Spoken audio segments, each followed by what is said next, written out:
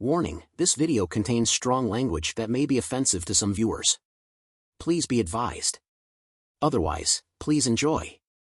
The man asks Junwoo if he is requesting a budget increase for the cleaning team. Junwoo replies, "Yes, sir." The man takes his time to respond. He is gathering his thoughts on the situation presented to him.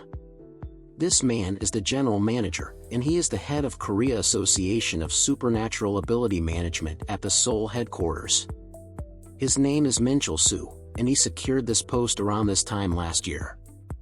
Not long after, one by one, his followers landed high-ranking positions in the organization.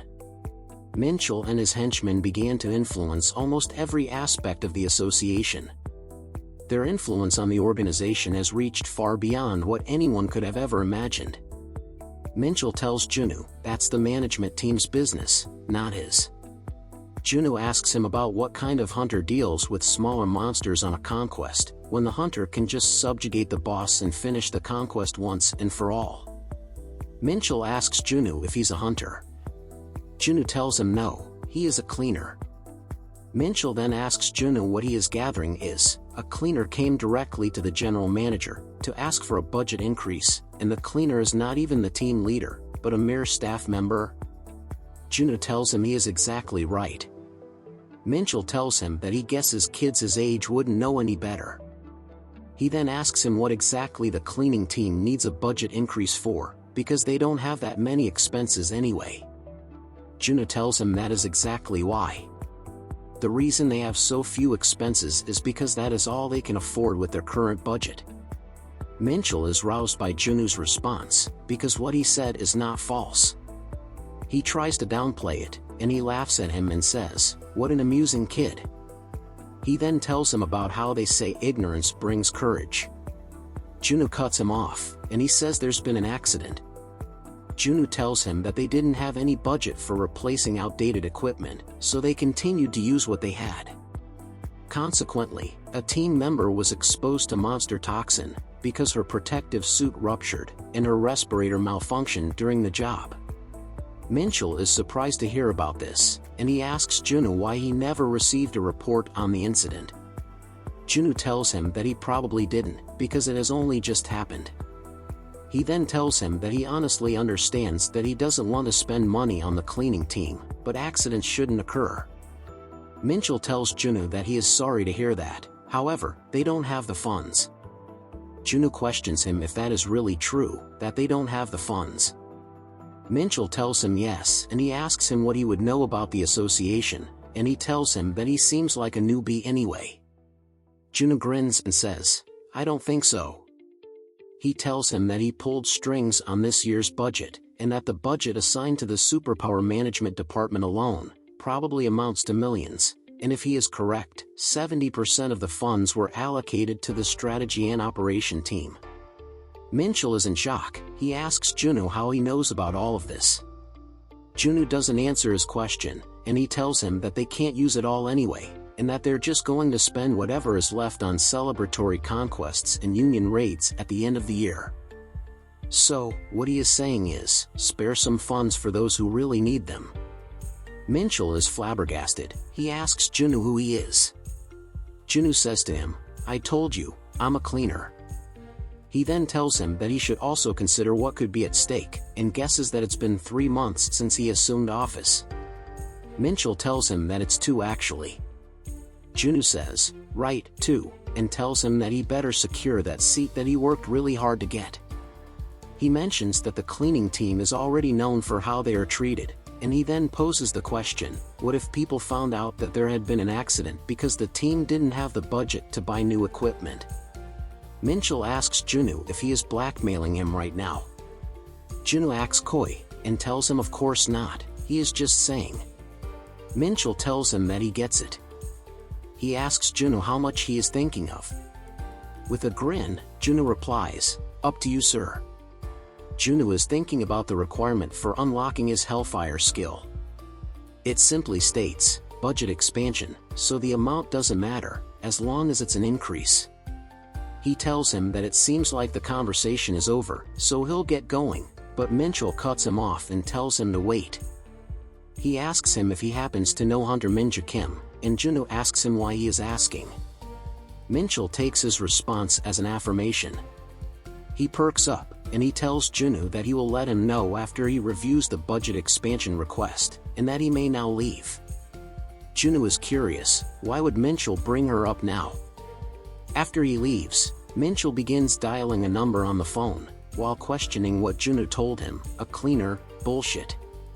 Soo-young Lee answers the phone.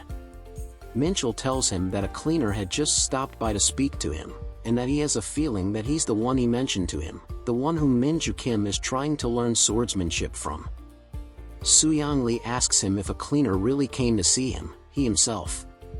Minchul tells him that he is definitely not a cleaner. Soo-young Lee is confused, he asks who he is then. Minchul tells him he has no idea, but he knows that he is no ordinary cleaner for sure, because he had information about them, which could mean he's an insider from the association. He continues to tell him about how Junwoo just came to him to propose a budget increase for the cleaning team, however, he doesn't think that's what he's really after. Soo-young Lee asks him if he is certain that Junwoo is not from the cleaning team. Minchul tells him yes and asks why he is asking.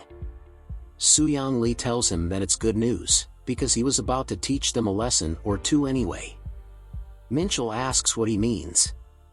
Soo-young Lee tells him that they've got to show them who's boss. The next day, Guntae is shocked to receive a letter, and he exclaims, "What is this nonsense?" He questions what he is seeing, a disciplinary action? Sang-hyuk asks what the hell this is, not compensation, but disciplinary action? He asks Minju how this makes sense, and says it isn't right. Minju tells him that she is just as astounded.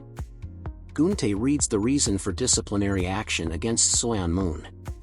It states that the accident occurred because she violated the policy against working side jobs, and the side jobs caused her to suffer from an accumulation of fatigue. Sang-hyuk remarks that they don't even get paid enough for the work they do. Guntae goes on to read the decision: dismissal of claim as an occupational accident, along with compensation. The accident occurred due to personal negligence, and there is no evidence that the equipment was outdated. In addition, the proposal for the cleaning team's budget expansion will also be rejected. Junwoo is very irritated, fucking hell. Minchul Soo, this is how you're gonna be? Soyeon tells him to not worry about it, because she really is fine. Junwoo is confused. Soyeon tells him that it's just a written warning, and that she never expected the claim to be approved anyway. After all, this is how the cleaning team has always been treated. Junwoo is wondering what she is going on about. It's the unlocked skills that he's worried about. Sang-hyuk tells Junwoo that he is a good man. Junwoo asks him what he is talking about. And then, they explain. Sang-hyuk tells Junwoo that he heard he took one for the team, and spoke to the general manager. He then tells him that he knew he was a crazy one, but now, he is a real badass. Guntae tells Junwoo that they heard, and that it's unfortunate, but his efforts won't go unnoticed. Minju is feeling empathy for Junwoo, and she says, "Master." Junwoo's eyes are spinning in circles. He wonders if they have all gone nuts, and how they could interpret his actions in that way. Junwoo doesn't know that after he left the hospital yesterday, they all talked about him and concluded that he cares deeply for his team. The team begins getting ready to head out to the dungeon. Guntae tells everyone to not let Junwoo's efforts go in vain, and he tells Soyeon to take it easy. Sang-hyuk says he needs to quit this job soon. Junwoo is pondering on what went wrong. The more he thinks about it, the less it makes sense to him. He didn't even ask for a large sum, nor did he threaten to press charges on them.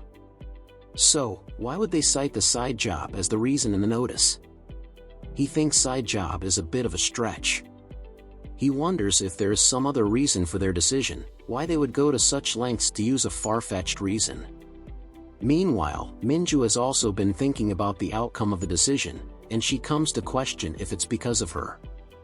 Junwoo asks her what she is talking about. She tells him that she had mentioned the cleaning team to her boss when she requested time off. She knew that her boss wasn't too thrilled about it, but she is now starting to think that he could be retaliating. Juno asks what her boss's name is. She tells him it's Soo-Young Lee of Strategy and Operation Team 1. Juno knows exactly who that person is. Soo-Young Lee is one of Minchul's henchmen, and he became a team leader despite his lack of qualifications, and he is well known for his power trips. Juno laughs. He calls out to the boss. Guntae asks him what the matter is. Juno tells him he is taking the day off. Guntae exclaims, "What? Without prior notice?" Sometime later, at the Samsung station in the Socho district in Seoul, a man is asking his wife about what she wants to eat today. She tells him whatever is fine. He laughs at her and tells her that she is always fine with whatever. And then, suddenly, two tall pillars appear right in front of them. A portal begins to appear. People begin to panic when they see that it's a dungeon. They all run, except for one person. He is thinking, "It's about damn time to show off my skills." A monster screeches as it draws its last breath. As more monsters gather around him, Juno activates Hyper Boost, a skill that significantly increases his speed during combat. With his pickaxe, Juno quickly deals with them in a matter of seconds. He then takes a moment to reflect on what he is doing. Dungeon interception, secretly subjugating a dungeon without the association's permission and before their hunters arrive, is considered unethical.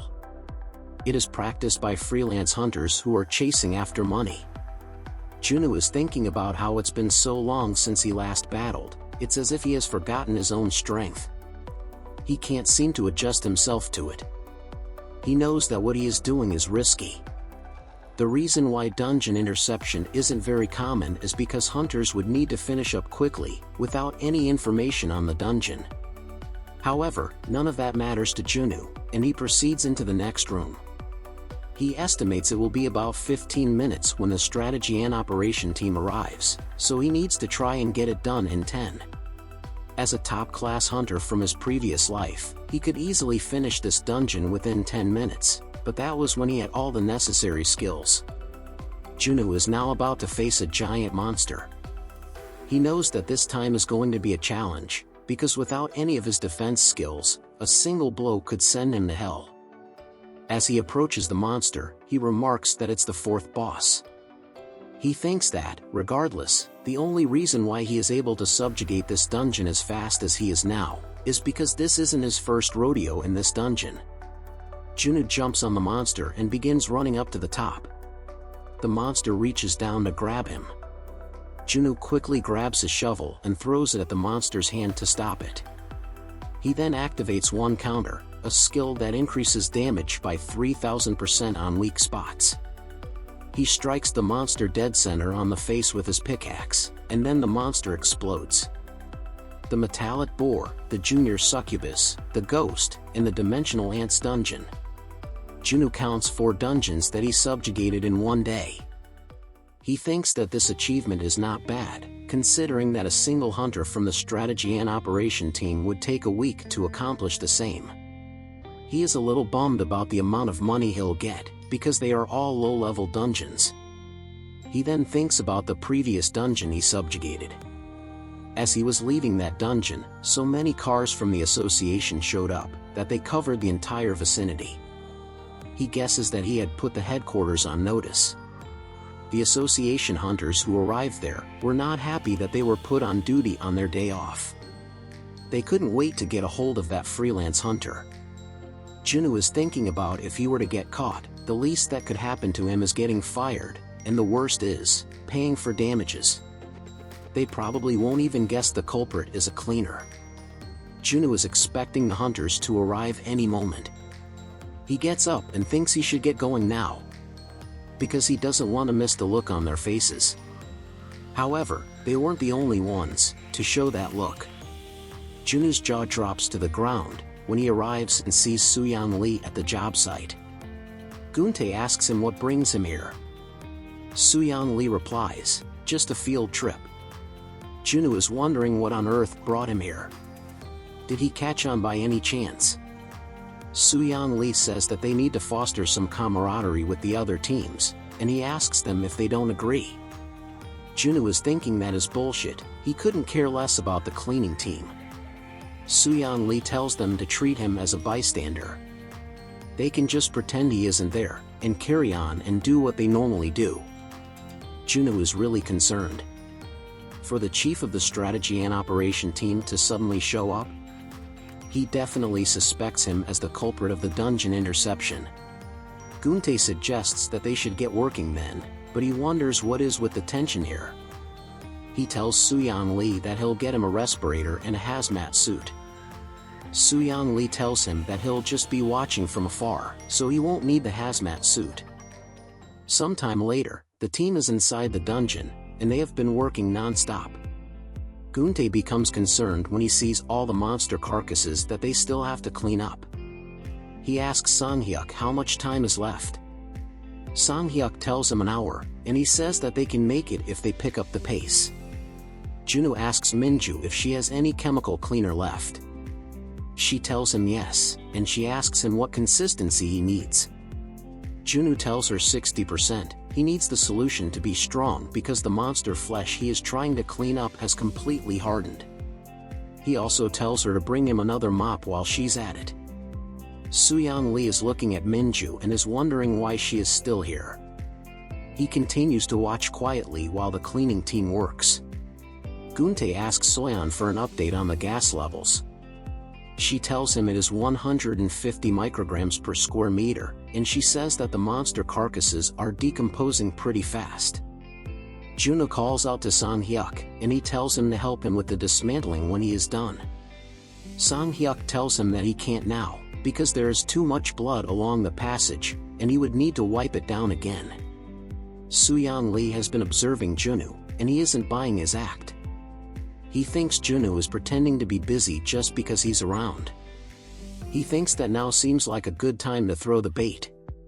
He calls out to Minju and tells her, by the way, and Minju answers him.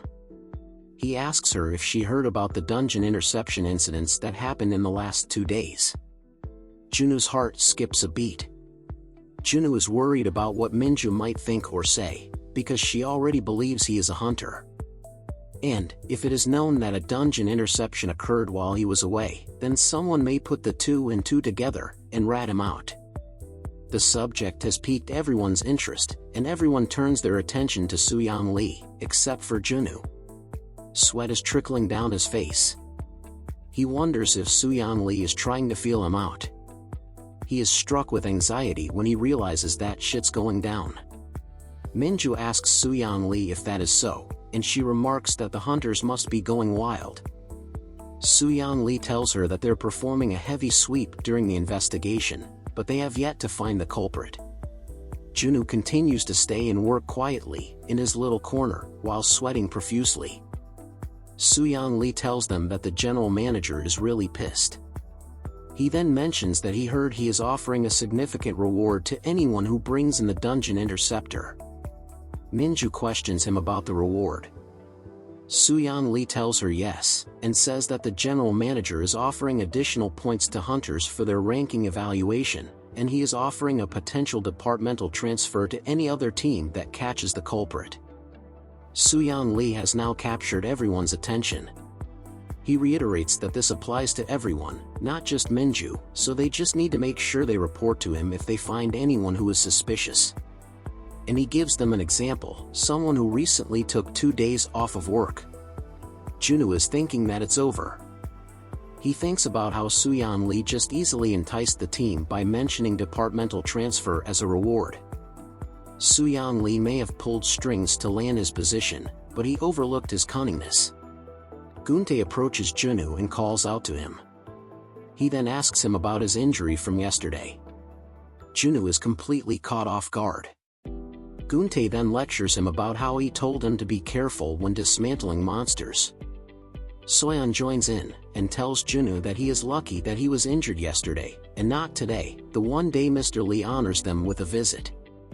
The cleaning team would have been painted in shame. Sang-hyuk calls Junwoo a fool, and tells him that he knew he had it coming, when he was humming songs while working. Junwoo is completely overwhelmed with confusion. He does not understand where all this nonsense is coming from, and his team is laying it on pretty thick. Gunte tells him that he's had it too easy, because of all the compliments they gave him, and he asks him if he's gotten too cocky. Gunte then turns to Suyang Li, and tells him that it's a shame that his team can't be of any help to him, because there is no one here that they find suspicious. Suyang Li stutters, "No, that can't be," and Gunte cuts him off, and goes on to say that it is so very unfortunate for them. If the culprit were on their team, then they would jump at the opportunity to move up, and rat him out without a second thought. Sang-hyuk tells him that it is a shame, but if they do find anyone fishy, they will bring that person straight to him. He then tells him that he is a man of his word and that his loyalty knows no bounds. Gunte and Sang-hyuk begin laughing deviously. Suyang Li is taken aback by their behavior. He is wondering if they have all gone nuts, because of all the cleaning. Meanwhile, Junwoo is looking away, still pretending to not know about anything. Minju is looking at Junwoo. She is feeling happy for him. Later that day, Suyang Li has returned to his office. He exclaims, "Sir, I found him." He is on the phone with Minchul, the general manager. Suyang Li tells him that he is absolutely certain that Cleaner is behind the dungeon interception, and he points out that there hasn't been any more incidents since he returned to work. Minchul interrupts him. He tells him that they should just throw in the towel and give in to the cleaning team. Suyang Li is in shock. He tells him that they have clear evidence, and all they need to do is proceed with the disciplinary action, and serve it to that bastard on a silver platter. He asks him if he plans on letting the cleaner off the hook. Minchul remains calm, and he tells Suyang Li that he thinks they just stirred up a hornet's nest. That cleaner isn't just an ordinary cleaner. He thinks his true identity is. Junwoo is at the bank to deposit the money he made from his recent dungeon exploits. A little boy notices him and tells his mother to look, because that guy is bleeding. His mother quickly hushes him and tells him that scary guy might hear him. Junwoo is smirking. He is thinking about how he is clever. The reason why he intercepted the dungeons is because, if he can't get the budget, then he'll just have to make one. Meanwhile, the conversation about Junwoo continues. Minchul tells him that someone just made an anonymous donation to the cleaning team. He says it is not a big amount, but it's about the same as what they've estimated the profits to be, from the recently intercepted dungeons. Suyang Li tells him that's good, because it corroborates their assumptions, and he says it's clear who the culprit is. Minchul tells him that's exactly the problem. He then says, "A cleaner that intercepts dungeons," and he asks him if that seems a little off to him. Suyang Li doesn't understand, and he asks him what he means. Minchul poses a question to him. "Would you stay on the cleaning team with those skills?" And then, it just clicks. Suyang Li tells him that he would never, and he says, "Who would? Who would willingly take on the dirty work when you have the abilities to move up?" He tells him that it does make sense, but he is still not sure. Minchul tells him it's not just that. Not only did Junwoo come to him directly to propose a budget raise, but he also knew every detail about the association. Minchul tells him that he is certain Junwoo is not from the cleaning team. Suyang Li asks who Junwoo could possibly be. Minchul tells him that Junwoo is an insider from the association, and that is for sure, except he is from somewhere high up on the ladder. And he means the chairman himself. Suyang Li is flabbergasted, because he knows damn well how the chairman doesn't approve of him. He becomes very frustrated when he realizes how that explains everything. His team members were covering his ass, because they already knew he was backed by the chairman. He is angry at himself for not even thinking of that possibility. Minchul tells him that the chairman may have sent Junwoo as a warning, for them to get their act together and straighten up, before he takes matters into his own hands. He also tells him that, without him, there is no one to cover for him. Suyang Li tells Minchul that he's thinking that they have messed with the wrong person. Gunte commends the team for doing good work today. They just stepped outside their last dungeon for the day. Juna thinks Suyan Lee may have decided to let him off the hook this time. The only issue now is when they are going to receive their funds. And then, he suddenly remarks, "What the hell," when he sees what lies ahead. Several tens of packages have been delivered to them. Sang-hyuk asks the boss if he ordered something, and Guntae tells him no. Sang-hyuk opens up a package, and is surprised by what he finds inside. He pulls it out and exclaims that they are new hazmat suits. Soyeon says that there are respirators too. Guntae tells them that there are also respirator parts and gloves packed in the boxes. He wonders if they were sponsored by the headquarters, and he asks the team what they think. Sang-hyuk tells him no way. Junwoo isn't fazed at all. He sees that the anonymous donation he made was eventually distributed. Guntae finds a letter, and he says it's the official notice, and he begins reading. Junwoo assumes the letter is going to state that their new equipment was funded by an anonymous donor. Although, it is a lot of equipment for 20 million won, about $16,000. Guntae begins to count out loud. That's 1, 2, 3, 4, 5, 6, 7, 8 zeros, and he exclaims, "A million." Junwoo snatches the letter out of his hand. He is flabbergasted when he sees 200 million. "Are you serious?" Sang-hyuk becomes curious when he sees Junwoo's reaction, and says he wants to take a look too. Junwoo doesn't understand, because that is 10 times the amount he donated. Sang-hyuk takes the letter from Junwoo, and reads it out to everyone. The letter states that the association re-reviewed the case, and determined that the primary cause of the accident was outdated equipment and the lack of budget to purchase replacements. Therefore, the Seoul headquarters has decided to increase the cleaning team's budget, albeit slightly. The letter also states that the association would like to give their deepest and most sincere sympathy to Ms. Soyeon Moon with regards to her injuries, and therefore, they would like to provide a small amount as compensation. Soyeon is in tears and in shock when she hears that she will be receiving 10 million won, about $7,500, as compensation for occupational injury. She begins crying and she turns to Junwoo to ask him if he did something. Junwoo tells her no, it wasn't him. Sang-hyuk asks Junwoo what he has done. Junwoo tells him that he said that it wasn't him. Guntae tells Junwoo that this is the first time he has ever seen a change like this in the association. Junwoo turns to Guntae and he asks him if he doesn't find it strange because it's unlike them to change their minds, and they're definitely not the type to be generous.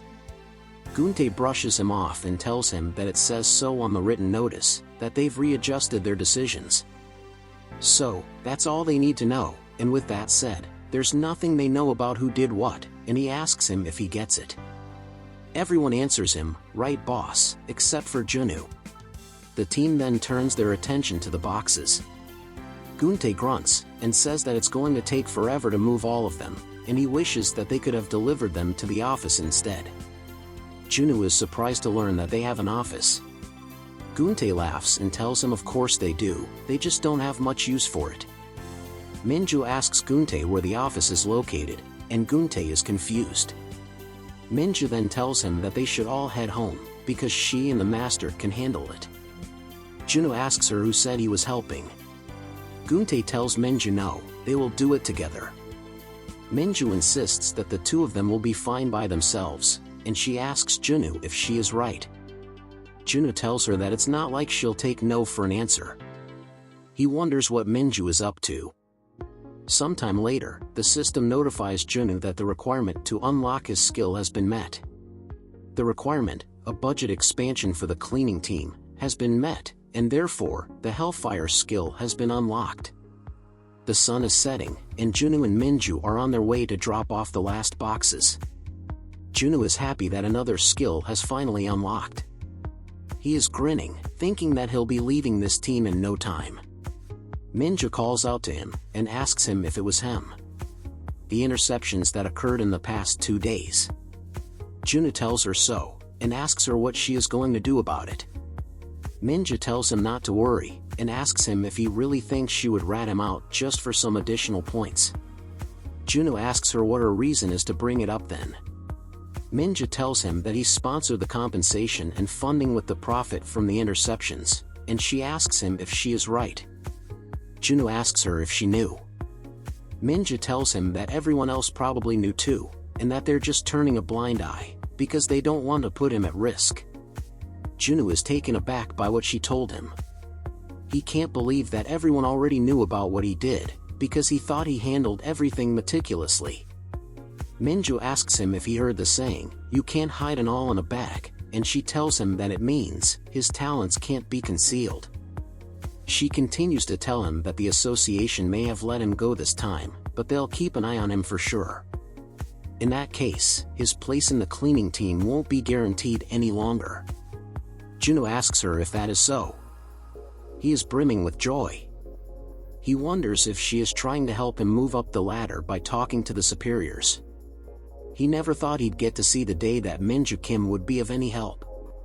He now thinks that bringing her along was indeed a good idea after all. It won't be long until he breaks free from this cleaning team nightmare. And then, Minja tells him that she knows that he wants to remain on the cleaning team, and she asks, "Don't you, Master?"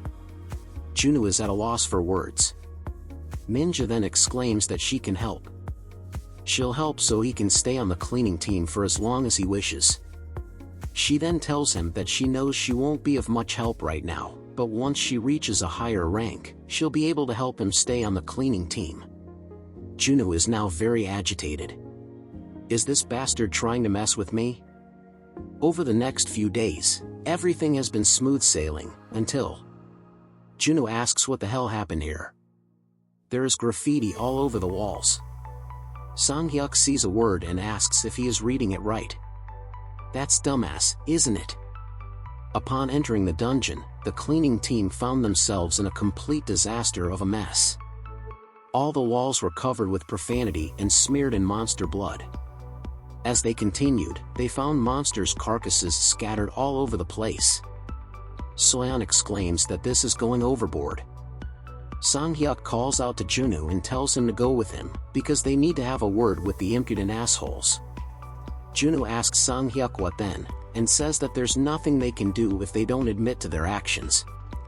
He tells him that they should just ignore it and let it go. Sang-hyuk shouts back at him. He questions him about what he just said, and he asks him if he is not infuriated by it. Juno dismisses his question, and tells him to ignore them because it will stop eventually. Sang-hyuk is fuming with exasperation. Juno is thinking that the only people who would do this are the hunters from the operation team. He agrees with Sang-hyuk, however, he wants to avoid confronting the operation team at all costs, if he wants his skills to unlock. Juno is thinking that they can't keep this going forever anyway. Or so he thought. It hasn't stopped, not even after 4 days. Soyeon asks what the point of all this is. Sang-hyuk tells the boss that this isn't right and that he is going to go sort it out with the operation team himself. Guntae tells them that he had already gone to them multiple times. He tried to meet with the team leader, but they told him that the team leader had gone on a business trip. He also says Juno was right, they weren't owning up to what they did. The hunters asked Guntae if he had any proof that it was them, and if they look like they have the time to do those things, because they're busy enough with their conquests as is. But then again, what would a cleaner know?